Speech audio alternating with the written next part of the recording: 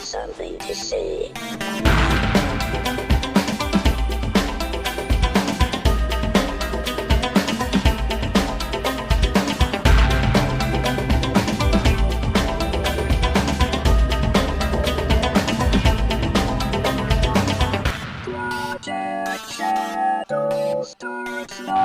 Hello everybody, and welcome to this episode of Project Shadow.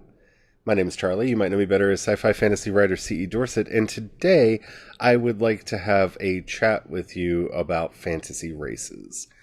And yeah, this is something I've been thinking about probably way too much, especially since I've been doing my own world building over the last couple years. And it is a topic that I don't see being addressed in a very candid way. And I want to talk about this fairly, openly and I don't want to say generically, but with a broad view to fantasy fiction as a whole. I am a huge fan of epic fantasy, second world fantasy, whatever you want to call it, and high fantasy sometimes. And one of the most obvious features of this type of fiction is the numerous fantasy races that populate the worlds. And we're familiar with all the different types. I mean, they're the standards: the elves, the dwarves, the orcs, goblins, gnomes, fill in the blank. And I don't feel comfortable with a lot of the ways that they are depicted. So I am a huge fan of J.R.R. Tolkien's mythos, his entire everything, not just The Lord of the Rings, but the Silmarillion, the Lost Tales, and what have you. And one of the things that has always kind of bothered me in his fiction is that whiteness is goodness and darkness is badness. And this becomes very problematic in the sense that when you look at the races of men, as they are referred to, the darker-skinned peoples are the servants of Sauron, and the lighter-skinned peoples are the good guys who save the day. And I don't want to ascribe any kind of overt racism to this way of thinking, mainly because this is a man who grew up at the tail end of the British Empire, and while it would be unfair to say that he didn't have any, problematic views where race was concerned, you can really see the narrative of the, British nobles versus everyone in the world. And this is gloriously problematic in his fiction. But I don't really... That's not entirely what I want to talk about. It's that the various...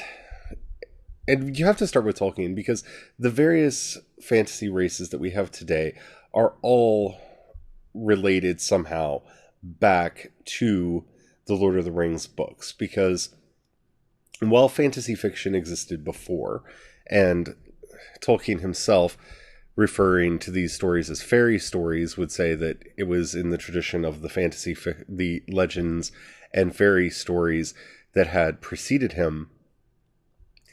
There is a change in literary genre that comes about, and the creation of the fantasy genre with the publication of The Hobbit and later The Lord of the Rings.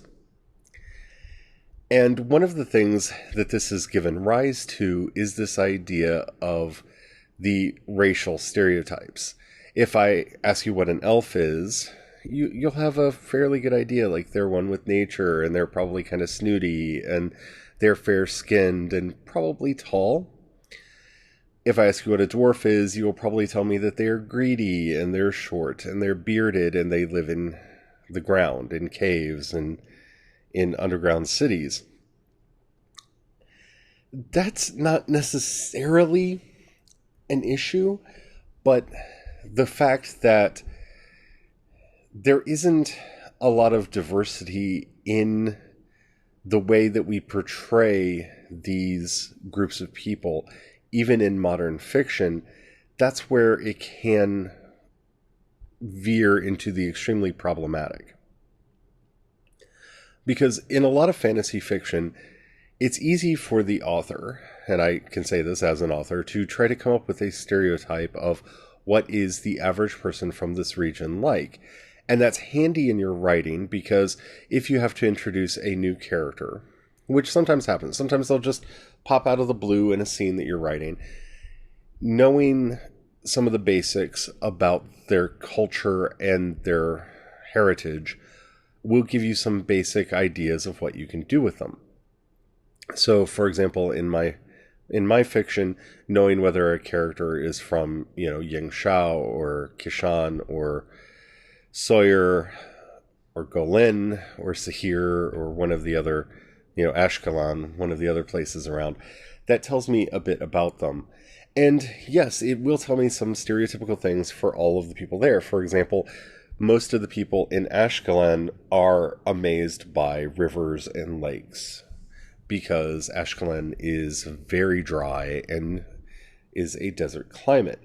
So they will often see water as very precious and be fascinated by it in large quantities.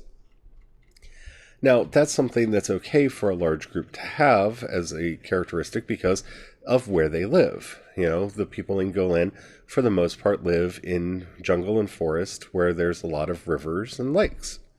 Golan literally means the lake land, the river land. So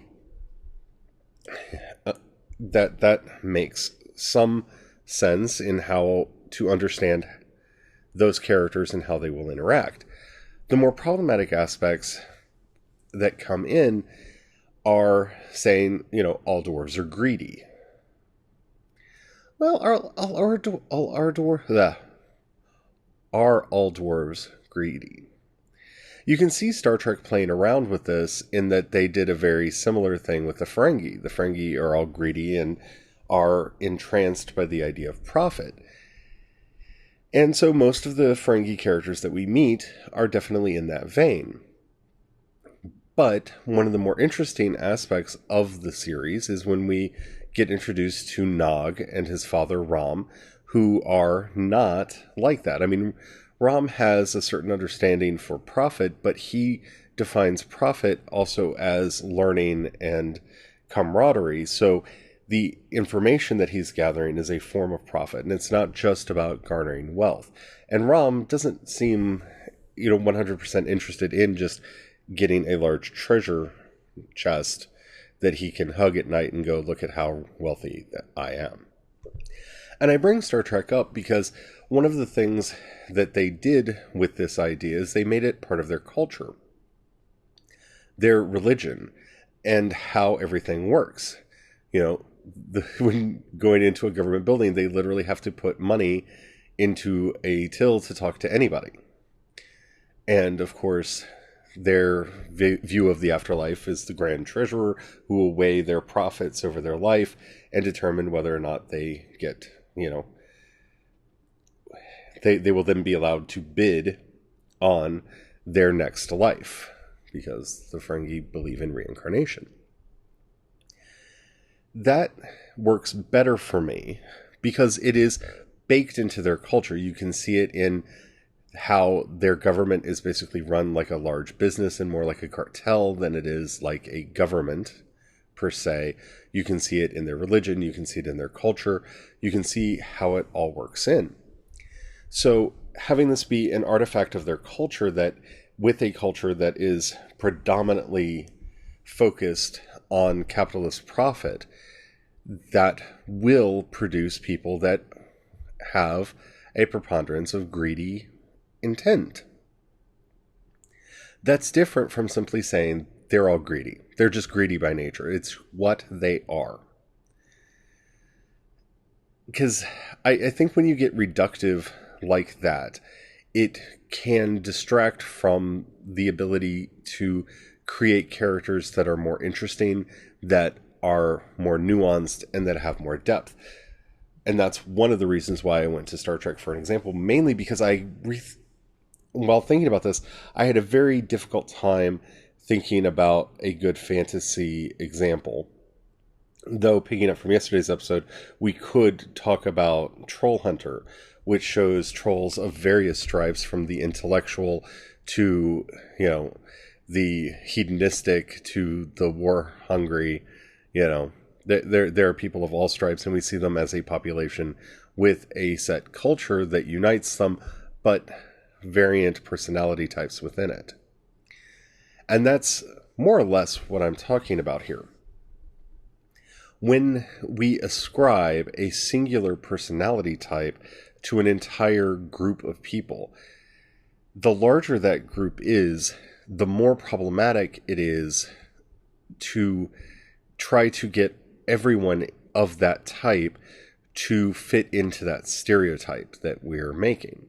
So, were we to talk about the Iron Bank of Bravos, we might be able to say that everybody who works for that bank has a certain type of personality. Or if we were to talk about the House of Black and White, same thing, because these are smaller institutions. When we start talking about how everyone from this kingdom or that kingdom is this certain way, well, that's where you have problems. Yes, the Dothraki are a warrior culture, and yes, they would probably be much more prone to being violent and hostile because of the nature of their life and their ability to be challenged at any time to fight and die.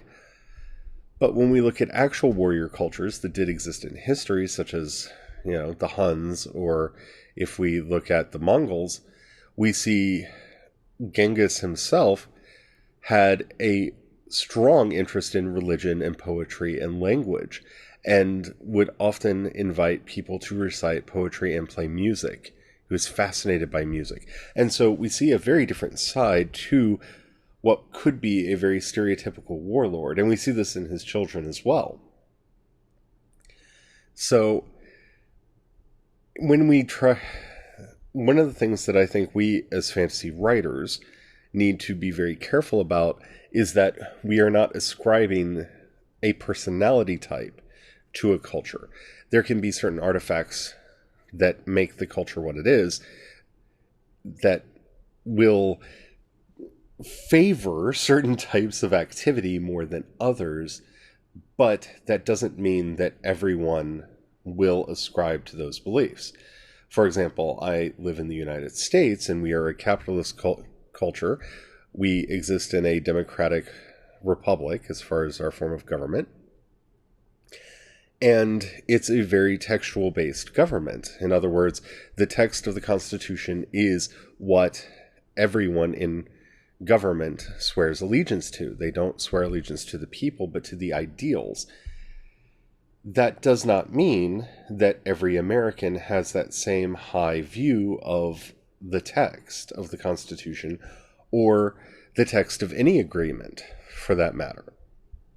That's merely a factor that goes into our government and how our government functions.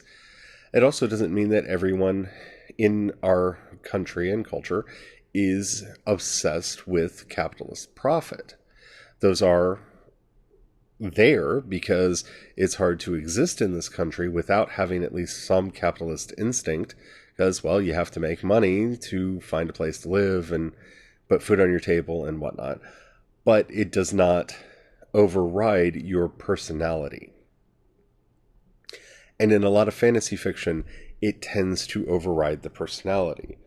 Yes, you can say that this culture may have a tendency to be more greedy, but justify that, back that up. And in so doing, deepen the world itself.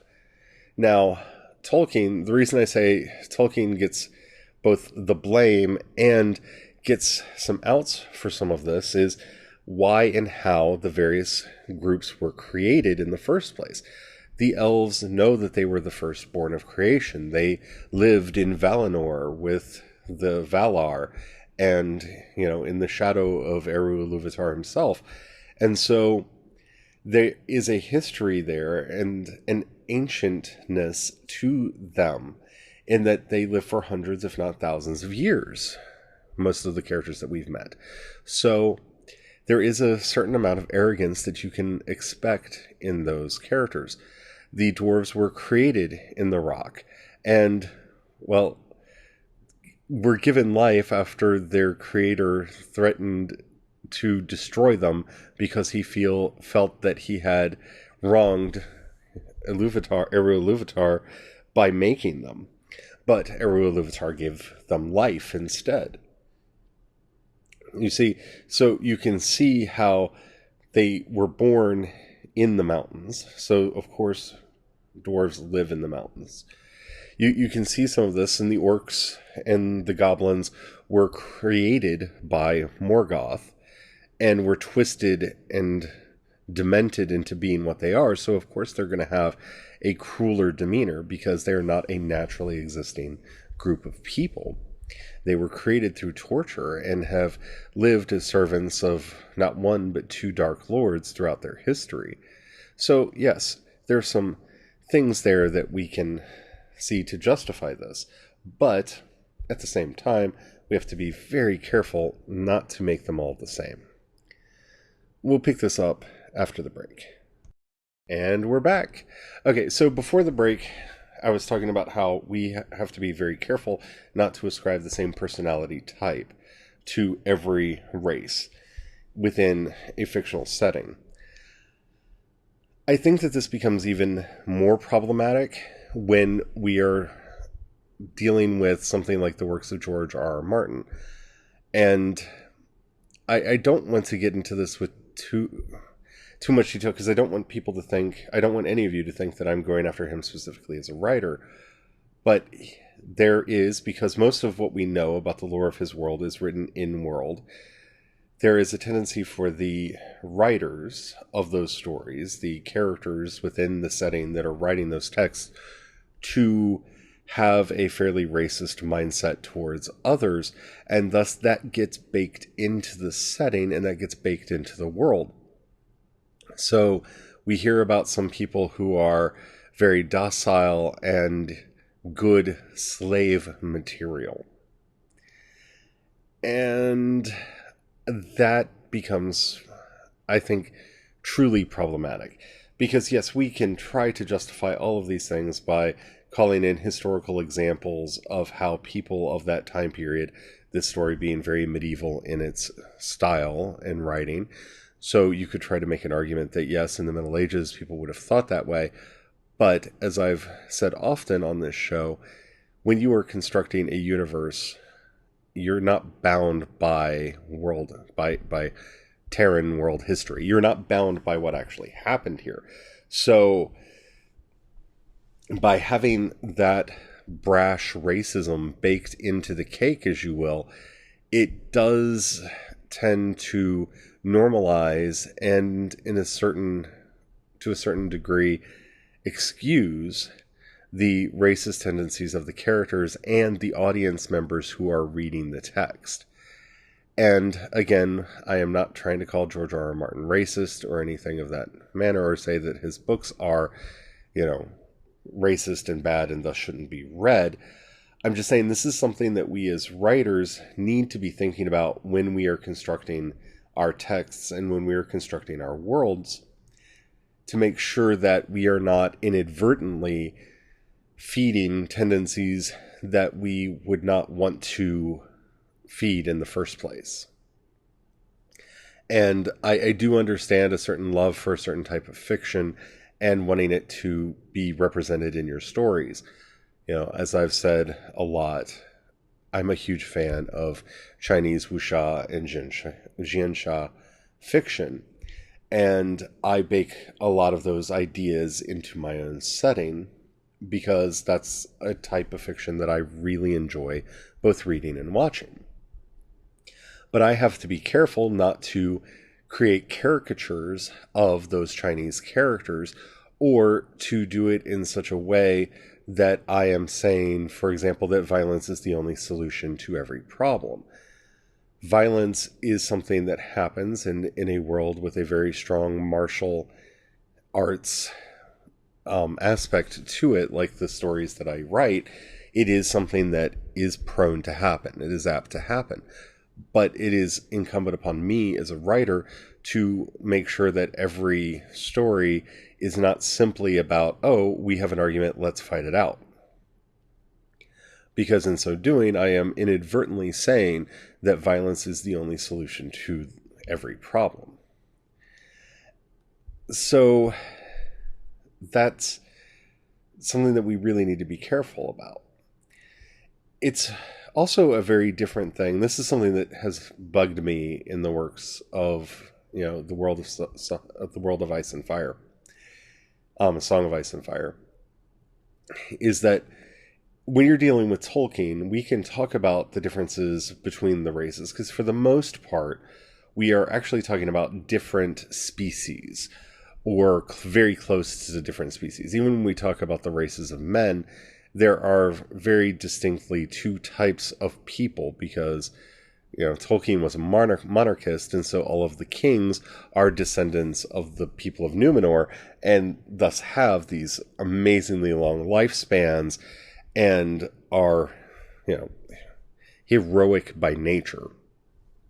They're almost Greek demigods by the nature of, how they are constructed. And so they are different from the other people that they meet. But an elf was a separate creation. With the exception actually of the hobbits, most of the forces that we see aligned with the good guys were all created separately, and so are very different biologically one from another. Hobbits are actually a naturally occurring variant of man, if you read the stories. They're not a separate creation unto themselves. They're people who settled in the Shire and over time became shorter and developed specific characteristics like the hairy feet and what have you. The dwarves, on the other hand, were created as dwarves. And this isn't just a creation myth. The Valar and the Maiar are actual characters in the story. I mean, the Balrogs are fallen Maiar, and Sauron himself is a fallen Maiar. Not to even get into Morgoth and the others. These are the angels, the spirits. The Valar themselves are essentially gods, and Morgoth himself was one of them. So, it's not merely a creation story to say that that's how they came about. That's literally how they came about. So we can discuss the differences in biology that these different races or peoples actually have, because they are different. They are literally biologically distinct, and with very few exceptions are unable to intermingle with each other and produce offspring. So that gives us some wiggle room there to make some of these biologically determinate distinctions that we want to with these fantasy races. But when you're talking about humans, again, I think this is where the whole thing falls apart. The idea that there is a noble class, a literal breed of blue bloods, and I'm not saying that if you cut Aragorn, he'd literally bleed blue, but that there is a biological distinction between the nobility and the peasant classes of people. That is something that Tolkien very much believed in, and something that the stories very much validate, but that does have problematic characteristics when trying to bring it into a modern setting. Now, what I don't want any of you to think is that I'm trying to spoil the fun here. I think magical races are one of the great things about fantasy fiction and science fiction as well. The idea of being able to explore these very different cultures with very different biologies that,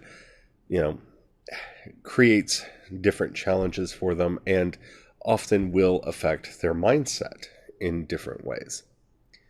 that's beautiful, that's wonderful, and that's something to be applauded and something that we should celebrate, and something that I do in my own fiction. It's just when we are ascribing way too much to biological determinism, I think that's a problem in all of our fiction, especially when it comes to this idea of a fantasy or sci-fi race. But so much is ascribed to biological determinism when we're not looking at factors such as, how was somebody raised? What opportunities did they have, in growing up? Those all do affect how a person develops and what skill sets and personality traits they will end up having. And that's more of the richness that, I'm seeing in more modern science fiction and fantasy more and more, where people are taking those thoughts and those ideas into effect. And I'm not sure how much of an ongoing problem this will be in the future. I am concerned because there are a lot of Tolkien knockoff fictions that I do read, and they really do double down on the biological determinism of race, and that all the people from X, Y, and Z are like this, that, and the other thing. Culture can be determinative of a lot. Biology does make a difference when we're figuring out what a character is actually going to be like and what characteristics they will be prone to having.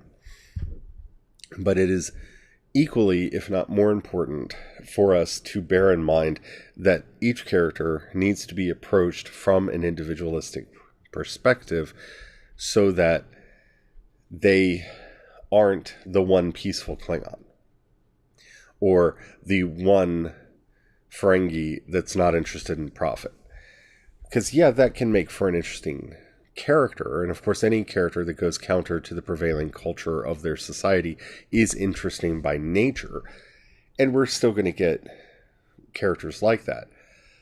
But doubling down on that every one will have a core set of characteristics that is both believable and not. You could say that all humans embrace the idea of freedom because we, for the most part, don't like being told what to do. Yeah, that's, again, for the most part true, but dictatorships in various countries have lasted for extremely long periods of time, and as long as you have enough autonomy, that isn't going to get triggered in you. So that's not necessarily a trait that you can ascribe to all humans. And curiosity is something that is fairly innate in us, and so something that could be ascribed to most people, at least initially in childhood. For some people, it gets beaten out of them throughout their lives for various reasons and by various circumstances. So the very fact that I find it difficult to come up with a set of core human characteristics of what makes a human being actually a human that we all share, other than, a capacity for love, for a capacity for freedom. We all have a capacity for reason and passion and what have you, those very basic things. I don't see this idea that all humans are prone to greed or are prone to being power hungry or what have you, that very often gets ascribed to all people in various ethnic groups in fantasy and fiction and science fiction. I don't see that in real life. And again, it can be used as a stereotype, and subverting that stereotype can be a good thing in fiction.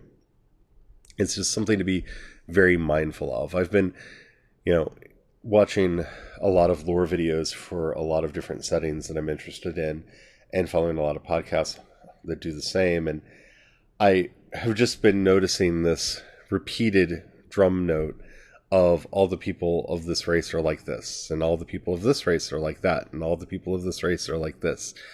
And I had to say something, because I think we have to be more mindful of how we are portraying the people that we write about.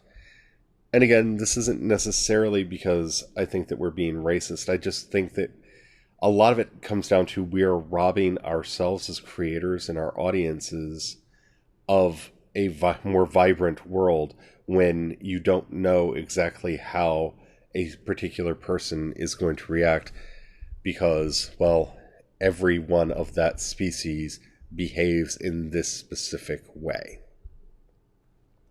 You're robbing some of the surprise, and I think we can do better.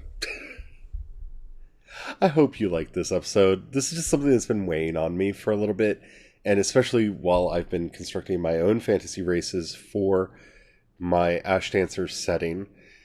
It's something I've been thinking about a lot, because, distinguishing between culture and what's innate is something that I think makes for a very interesting way of viewing characters as you're working on them. Anywho, if you've enjoyed this show, and the app that you're listening to me on allows you to rate either this episode or the podcast in general, please do that. That helps me out a lot. That tells the app, to the algorithm, to share me with more people. If you've got a buck that you can throw my way, depending on the app, there'll either be a button that says support, or in the show notes, you'll see a link that says support on Anchor. If you click that, you can give $1, $5, or $10 levels. That's a month. That money does help me out a lot to keep this content coming for you. And if you don't have the money, or you just don't feel like giving, that's fine. But consider sharing me with somebody that you think would like this podcast. That helps out immensely, especially now that we have sponsors. That helps out a lot. If you have any questions or comments or topics that you'd like me to discuss on the show, I highly recommend that you go to anchor.fm and download the Anchor app. Follow me, Project Shadow, on there, and you'll see a little button that says voice message. If you click that, you can leave me up to a 1-minute message. Keep it clean. It can be a question, a comment, or a topic you want me to discuss on the show, and who knows, I might actually use it on the show. I've actually done episodes that way in the past, and I've really enjoyed it, so please feel free to do that. If you want to find links to my social media and everything that I do, go to projectshadow.com. Twitter's probably the best place to find me. I'm CE Dorset on Twitter. And yeah, be mindful. The stories will be coming out soon. The Mask of the Gods series will be starting not too far in the future. So very excited about that. And until next time, I'm Charlie. And don't forget, have the fun. Bye.